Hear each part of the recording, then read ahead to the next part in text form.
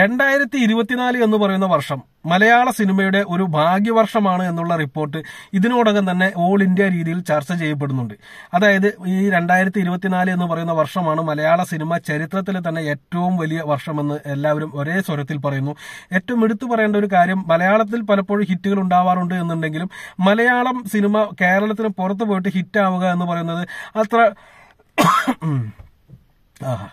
അത്ര പോസിറ്റീവായിട്ടുള്ള അല്ലെങ്കിൽ അത്ര പോസിബിൾ ആയിട്ടുള്ള ഒരു കാര്യമായിരുന്നില്ല. വല്ലപ്പോഴുമൊക്കെ ഏതെങ്കിലും ഒരു സിനിമ അവിടെ പോയിട്ട് മറ്റു സ്ഥലങ്ങളിൽ പോയി, അതും ഏതെങ്കിലും ഒരു സ്റ്റേറ്റിൽ പോയി ഒരു ചെറിയ ഒരു കളക്ഷൻ വാരിക്കൊണ്ട് വരുന്നു എന്നുള്ളതിന് അപ്പുറമായിട്ട് വലിയ റെക്കോർഡുകളൊന്നും തന്നെ മലയാള സിനിമയിൽ നിന്ന് അധികം സംഭവിച്ചിട്ടില്ല എന്നല്ല പറയുന്നത്. അതിനെക്കുറിച്ചൊരു വീഡിയോ ഞാൻ 2-3 ആഴ്ച മുമ്പ് ഇട്ടിട്ടുണ്ട്. പക്ഷെ അങ്ങനെയൊക്കെ വിരലിൽ എണ്ണാവുന്ന ചില സിനിമകൾക്ക് മാത്രമേ അത് സംഭവിച്ചിട്ടുള്ളൂ. പക്ഷെ ഒരു വർഷത്തിൽ തന്നെ റിലീസ് ചെയ്ത 3 സിനിമകൾ, തുടർച്ചയായിട്ട് റിലീസ് ചെയ്ത 3 സിനിമകൾ മറ്റു സ്റ്റേറ്റുകളിൽ പോയി വലിയ കാര്യമായിട്ട് കളക്ഷൻ വരികയും അതിൽ തന്നെ മഞ്ഞുമ്മൽ ബോയ്സ് എന്ന് പറയുന്ന സിനിമ തമിഴ്നാട്ടിൽ ഒരു തരംഗമായി മാറുകയും പ്രേമലു എന്ന് പറയുന്ന സിനിമ തെലുങ്കിൽ വലിയ കാര്യമായിട്ടുള്ള സ്വീകാര്യത ലഭിക്കുകയൊക്കെ ചെയ്തു എന്ന് പറയുമ്പോൾ, തുടർച്ചയായിട്ട് വലിയ കാര്യമായിട്ടുള്ള കളക്ഷൻസ് തന്നെ അവിടെ നിന്ന് വന്നുകൊണ്ടിരിക്കുന്നു എന്ന് പറയുമ്പോൾ, അതിനിടയിൽ തന്നെ ഭ്രമയുഗം എന്ന് പറയുന്ന ഒരു സിനിമ റിലീസ് ചെയ്യുകയും വളരെ കാര്യമായിട്ടുള്ള പോസിറ്റീവ് റെസ്പോൺസും വലിയ കാര്യമായിട്ടുള്ള കളക്ഷൻ കിട്ടുകയും ചെയ്തു എന്നൊക്കെ പറയുമ്പോൾ, ആ ഒരു 3 സിനിമകൾ കൊണ്ട് തീർന്നു എന്ന് വേണമെങ്കിൽ മലയാളത്തിലെ സിനിമാ പ്രേമികൾക്ക് വേണമെങ്കിൽ ചിന്തിക്കാമായിരുന്നു. പക്ഷെ വരാനിരിക്കുന്ന ഒരു സിനിമ കൂടി ഉണ്ടായിരുന്നു. അത് വേറെ ഒന്നുമായിരുന്നില്ല, ഈ വർഷത്തിൽ തന്നെ റിലീസ് ചെയ്യുന്ന ഉറപ്പുണ്ടായിരുന്ന നമ്മുടെ ആടുജീവിതം എന്ന് പറയുന്ന സിനിമ. കാരണം ആടുജീവിതം എന്ന് പറയുന്ന സിനിമയെ കുറിച്ച് കേട്ട നാൾ മുതൽ തന്നെ മലയാളികൾ എല്ലാവരും തന്നെ വലിയ കാര്യമായിട്ട് പ്രതീക്ഷയോടെ കാത്തിരിക്കുന്ന ഒരു സംഭവമായിരുന്നു. വണ്ടിയുടെ ഫ്രണ്ടിൽ ഒരു വലിയ വ്യത്യസ്തമായിട്ടുള്ള കിളി വന്നിരിക്കുന്നു. വളരെ മനോഹരിയായിട്ടുള്ള ഒരു നീലയും മഞ്ഞയൊക്കെ പറന്നുപോയി, കണ്ടിട്ടില്ല ഇതുവരെ. അത് കാണിക്കാനായിട്ട് ക്യാമറ എടുത്തിരുന്നെങ്കിൽ ഒരു പക്ഷെ പറന്നു പോകുമായിരുന്നു. അതുകൊണ്ട് ഞാൻ തന്നെ അവിടെ ആസ്വദിച്ചു. എന്ത് തന്നെയായാലും അപ്പൊ ആടുജീവിതം എന്ന് പറയുന്ന സിനിമ റിലീസ് ചെയ്യാനുണ്ടായിരുന്നത് കൊണ്ട് തന്നെ ആ ഒരു പ്രതീക്ഷ, അതായത് ഈ വർഷത്തിൽ ഇനിയൊരു ഹിറ്റ് കൂടി കേരളത്തിന് പുറത്തുണ്ടാകും എന്നുള്ളൊരു പ്രതീക്ഷ മലയാളികൾക്കിടയിൽ ഉണ്ടായിരുന്നു. ആ പ്രതീക്ഷയിൽ ഒട്ടും തന്നെ തെറ്റ് വരുത്തിയിട്ടില്ല. ആടുജീവിതം കേരളത്തിന് പുറത്തും വലിയ പബ്ലിസിറ്റി നേടിക്കൊണ്ടിരിക്കുന്നു. പൃഥ്വിരാജ് എന്ന് പറയുന്ന നടൻ ഒരു പാൻ ഇന്ത്യൻ ലെവലിലേക്ക് വളർന്നിരിക്കുന്നു എന്നുള്ള കാര്യം നിസ്സംശയം പറയാവുന്ന രീതിയിൽ തന്നെ വന്നിരിക്കുന്നു. മറ്റ് പല നടന്മാരുടെയും പേരുകൾ പറയുമ്പോൾ പാൻ ഇന്ത്യൻ എന്നൊക്കെ പറയുമെന്നുണ്ടെങ്കിലും യഥാർത്ഥ പാൻ ഇന്ത്യൻ ഹീറോ എന്ന് പറയുന്നത് ഇപ്പോൾ പൃഥ്വിരാജ് ആണ് എന്ന് നമുക്ക് നിസ്സംശയം പറയാൻ സാധിക്കുന്നു.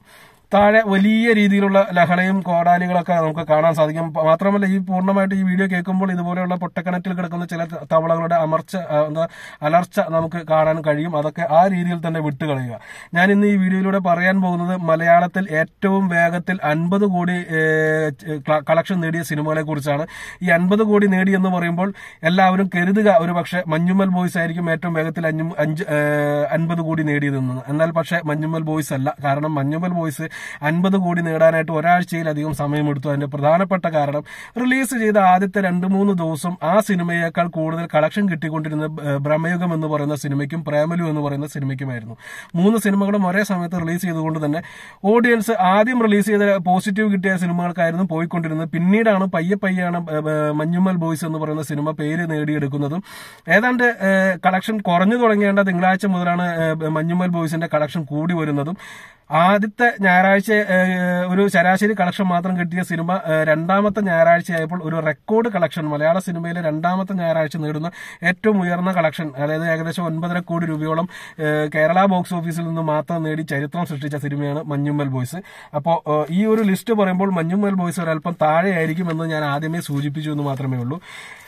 ഏറ്റവും വേഗത്തിൽ 50 കോടി നേടിയ സിനിമകളുടെ ലിസ്റ്റ് എടുക്കുമ്പോൾ 10 ദിവസം വരെ ഉള്ള സിനിമകളുടെ ലിസ്റ്റ് എടുക്കാമെന്നാണ് കരുതിയത്. കാരണം കുറെ സിനിമകൾ 50 കോടിക്ക് മുകളിൽ പോയിട്ടുണ്ട് എന്നുണ്ടെങ്കിലും 10 ദിവസം മിനിമം വെക്കാമെന്ന് തോന്നിയപ്പോൾ അല്ല, 11 കൂടി എടുത്തു വെക്കേണ്ടി വരും എന്ന് തോന്നിയിട്ട് കായംകുളം കൊച്ചുണ്ണി എന്ന് പറയുന്ന സിനിമയെ ഉൾപ്പെടുത്തിയിട്ടുണ്ട്. 11 ദിവസം കൊണ്ടാണ് കായംകുളം കൊച്ചുണ്ണി മലയാളത്തിൽ 50 കോടി ക്ലബിലേക്ക് എത്തിയത്. അതിനു മുകളിൽ, അതായത് 11 ദിവസം എന്ന് പറയുന്ന ഇതിനേക്കാൾ മുകളിലേക്ക് വരികയാണ് എന്നുണ്ടെങ്കിൽ നമ്മുടെ 2018 എന്ന് പറയുന്ന സിനിമ 7 ദിവസം കൊണ്ടാണ് 50 കോടി നേടിയിരിക്കുന്നത്. 2018 7 ദിവസം കൊണ്ട് നേടി എന്ന് പറയുമ്പോൾ അതൊരു ഇൻഡസ്ട്രി ഹിറ്റ് ആയിട്ട് മാറിയ സിനിമയാണ്. മഞ്ഞുമ്മൽ ബോയ്സിന്റെ കാര്യം പറഞ്ഞ പോലെ തന്നെ ആദ്യത്തെ വാരത്തേക്കാൾ കൂടുതലായിട്ട് കളക്ഷൻ വന്നുകൊണ്ടിരുന്നത് പിന്നീടുള്ള ദിവസങ്ങളിലാണ്. 2018 കഴിഞ്ഞു കഴിഞ്ഞാൽ അടുത്ത സ്ഥാനത്ത് നിൽക്കുന്നത് അതേ ദിവസം തന്നെ, അതായത് 7 ദിവസം കൊണ്ട് തന്നെ 50 കോടി അടിച്ച മഞ്ഞുമ്മൽ ബോയ്സ് തന്നെയാണ്. അതായത് വലിയ കുറവൊന്നും സംഭവിച്ചിട്ടില്ല, അല്ലെങ്കിൽ ഒരേ ദിവസം തന്നെയാണ് ഈ രണ്ട് ഇൻഡസ്ട്രി ഹിറ്റ് ചിത്രങ്ങൾക്കും 50 കോടി നേടാൻ സാധിച്ചെന്നുള്ളത് ഇവിടെ എടുത്തു പറയേണ്ടതാണ്. 4ാം സ്ഥാനത്ത് നിൽക്കുന്നത് ഭീഷ്മപർവം എന്ന് പറയുന്ന സിനിമയാണ്. 6 ദിവസം കൊണ്ടാണ് മമ്മൂട്ടി നായകനായിട്ടുള്ള ഭീഷ്മപർവം എന്ന് പറയുന്ന സിനിമ 50 കോടി നേടിയത്. ആദ്യമായിട്ട് മമ്മൂട്ടിയുടെ ഒരു സിനിമ 50 കോടി നേടുന്നതും ഈ ഭീഷ്മപർവം എന്ന് പറയുന്ന സിനിമയാണ്. 135 കോടിയും തള്ളില്ലാത്ത 100 കോടിയൊക്കെ നേടിയിട്ടുള്ള ഒരു നടനാണ് എന്നുണ്ടെങ്കിലും ബോക്സ് ഓഫീസിൽ നിന്ന് കണക്ക് പ്രകാരം 50 കോടി നേടിയത് 6 ദിവസം കൊണ്ട് നേടിയത് ഭീഷ്മപർവം എന്ന് പറയുന്ന സിനിമയാണ്. കുറുപ്പ് എന്ന് പറയുന്ന സിനിമ 5 ദിവസം കൊണ്ട് 50 കോടി നേടിയിട്ടുണ്ട്. കുറുപ്പ് 5 ദിവസം കൊണ്ട് നേടി എന്ന് പറയുമ്പോൾ അതൊരു എടുത്തു പറയേണ്ട ഒരു കാര്യമാണ്. കാരണം 50% ഒക്യുപ്പൻസി ഉള്ള സമയത്താണ് കുറുപ്പ് 5 ദിവസം കൊണ്ട് 50 കോടി നേടിയത്. അത് ശരിക്കും പറഞ്ഞാൽ ആ സമയത്ത് 100% ഒക്യുപ്പൻസി ഉണ്ടായിരുന്നു എന്നുണ്ടെങ്കിൽ ഇതിലും താഴെ പോയേനെ എന്നുള്ളത് കാര്യം എപ്പോൾ കുറുപ്പിനെ കുറിച്ച് പറഞ്ഞാലും ഓർക്കേണ്ട ഒരു കാര്യമാണ്. അടുത്തത് ലൂസിഫർ എന്ന് പറയുന്ന സിനിമയാണ്. 4 ദിവസം കൊണ്ടാണ് ലൂസിഫർ എന്ന് പറയുന്ന സിനിമ 50 കോടി എത്തിയത്. ഇപ്പോൾ നേരത്തെ പറഞ്ഞ ആളുകളുടെ കരച്ചിൽ ഇപ്പോൾ താഴെ വന്നു തുടങ്ങിയിട്ടുണ്ടാവും. എന്ത് തന്നെയാലും ഞാനത് എടുത്ത് പറയുക തന്നെ ചെയ്യും. ഞാനത് അങ്ങനെ പറയുന്നത് ശരിയല്ല എന്നൊക്കെ പറഞ്ഞുകൊണ്ട് പല നിഷ്പക്ഷരായിട്ടുള്ള കമന്റുകളും കാണാറുണ്ട്. പക്ഷെ ആ രീതിയിലുള്ള ഒരു പ്രതികരണമല്ല കമന്റ് ഇടുന്നവരുടെ ഭാഗത്തുനിന്നുണ്ടാവുക. അപ്പോൾ തീർച്ചയായിട്ടും ഞാനും ആ രീതിയിൽ തന്നെ പ്രതികരിക്കുന്ന ഒരു വ്യക്തിയാണ് എന്ന് അറിയിക്കാൻ വേണ്ടി പറഞ്ഞതാണ്. ലൂസിഫർ 4 ദിവസം കൊണ്ട് 50 കോടി നേടിയപ്പോൾ അതിനെയും മറികടന്ന് മലയാളത്തിലെ ഏറ്റവും വേഗത്തിൽ 50 കോടി നേടുന്ന ചിത്രമായിട്ട് ആടുജീവിതം മാറിയിരിക്കുന്നു. വെറും 3 ദിവസം കൊണ്ട് 50 കോടി എത്തി എന്നുള്ളൊരു കാര്യം റിപ്പോർട്ടുകൾ സൂചിപ്പിക്കുന്നു. 3 ദിവസം കൊണ്ട് നേടി എന്ന് പറയുമ്പോൾ 3 ദിവസത്തെ കളക്ഷൻ 48 കോടി രൂപയാണ് വന്നിരുന്നത്. എന്നാൽ 4ാം ദിവസമായിട്ടുള്ള ഞായറാഴ്ചത്തെ അഡ്വാൻസ് ബുക്കിംഗ് കൂടി കൂട്ടുന്ന സമയത്ത് 50 കോടിക്ക് മുകളിൽ കളക്ഷൻ കിട്ടി എന്നുള്ള റിപ്പോർട്ടുകളാണ് പുറത്തു വന്നത്. അതായത് 3 ദിവസം കൊണ്ട് തന്നെ 50 കോടി ഷെയറല്ല കളക്ഷൻ വന്നിട്ടുണ്ട് എന്ന് തന്നെ നമുക്ക് ഉറപ്പിക്കാം. ആ രീതിയിൽ അല്ല, ബോക്സ് ഓഫീസിൽ നിന്ന് കിട്ടിയ ആ ദിവസത്തെ കൂടി നോക്കുകയാണെങ്കിൽ 4 ദിവസമാണ്. പക്ഷെ 3 ദിവസം എന്ന് തന്നെ പറയേണ്ടിയിരിക്കുന്നു. ഇത് ലൂസിഫറും ഈ രീതിയിലൊക്കെ തന്നെ ആയിരിക്കും. അഡ്വാൻസ് ബുക്കിംഗ് ഒക്കെ കൂട്ടിയിട്ടായിരിക്കും 4 ദിവസം കൊണ്ട് 50 കോടി എത്തിയിരിക്കുക. അതുകൊണ്ട് തന്നെ അതൊരു മോശം ഇതായിട്ട് പറയേണ്ട കാര്യമില്ല. 3 ദിവസം എന്നുള്ളത് റെക്കോർഡായിട്ട് തന്നെ എടുത്തു വെക്കാവുന്ന ഒരു കാര്യമാണ്.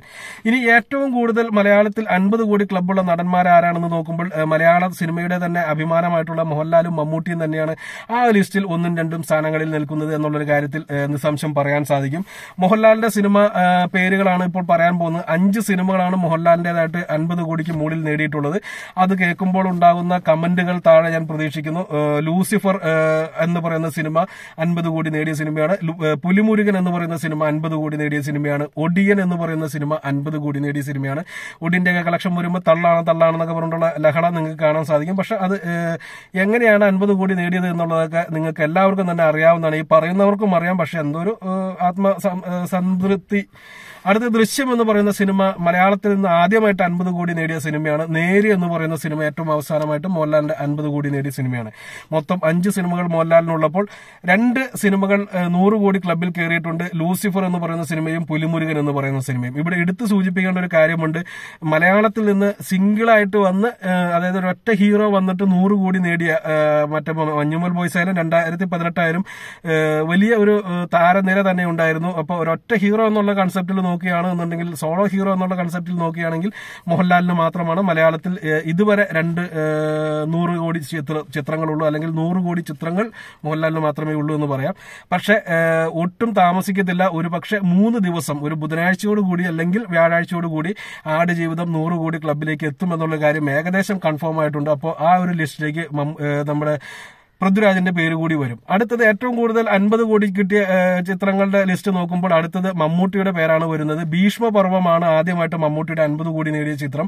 ഭീഷ്മപർവത്തിന് ശേഷം കണ്ണൂർ സ്ക്വാഡ് എന്ന് പറയുന്ന സിനിമ തൊട്ടടുത്ത വർഷം തന്നെ 50 കോടി ക്ലബിൽ നേടിയപ്പോൾ ഈ വർഷം റിലീസ് ചെയ്ത ബ്രഹ്മയുഗം എന്ന് പറയുന്ന സിനിമയും 50 കോടി ക്ലബിലേക്ക് എത്തി. വലിയ താമസമില്ലാതെ മോഹൻലാലിന്റെ 50 കോടി ചിത്രങ്ങൾ എന്ന് പറയുന്ന റെക്കോർഡിനൊപ്പം എത്താനായിട്ട് മമ്മൂട്ടിക്ക് സാധിക്കും. ഒരുപക്ഷെ ഈ വർഷം തന്നെ സാധിക്കുമെന്ന് എനിക്ക് തോന്നുന്നു. കാരണം ഇപ്പോൾ തന്നെ കളക്ഷൻ എല്ലാ സിനിമകളുടെയും പോസിറ്റീവ് കിട്ടുന്ന സിനിമകളുടെ എല്ലാം തന്നെ കളക്ഷൻ 50 കോടിക്ക് മുകളിലേക്ക് പോകുന്ന ഒരു അവസ്ഥയിലേക്ക് മലയാള സിനിമ വളർന്നിട്ടുണ്ട്. ആ ഒരു വളർച്ച വെച്ച് നോക്കുമ്പോൾ മമ്മൂട്ടി ചിത്രമായിട്ടുള്ള ഇപ്പോൾ വരാനിരിക്കുന്ന സിനിമ നമ്മുടെ വൈശാഖിന്റെ സിനിമ 50 കോടി നേടുമോ എന്നുള്ളത് കണ്ടു തന്നെ അറിയേണ്ടതാണ്. പക്ഷെ അതിന് മുകളിലേക്ക് വേറെയും സിനിമകൾ വരുന്നുണ്ട്. അതായത് ബസൂക്ക എന്ന് പറയുന്ന സിനിമ. ബസൂക്ക എനിക്ക് തോന്നുന്നു 100 കോടി എന്ന് 50 കോടി എന്ന് പറയുന്നത് ഗ്യാരണ്ടി പറയാവുന്ന ഒരു സിനിമയായിട്ടാണ് എനിക്ക് തോന്നുന്നത്.